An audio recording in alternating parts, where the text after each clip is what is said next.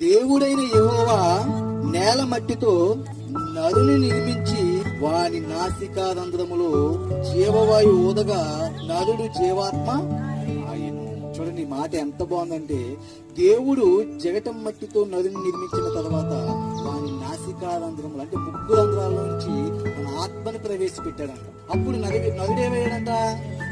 జీవాత్మ అయ్యాడు. అంటే కదిలేవాడయ్యాడు. జీవం అంటే కదిలి ఉనికి కలిగేవాడిగా వచ్చాడు. మరి అప్పుడు దాకా ఆ బొమ్మలు ఏమి లేదు, జీవం లేదు. నిర్మాణం అయితే జరిగిపోయింది కదా, దానికి జీవం లేదు. అందుకే దేవుడు అంటాడు, నా పోలిక చెప్పున నా స్వరూపమందు నదులను చేస్తాను.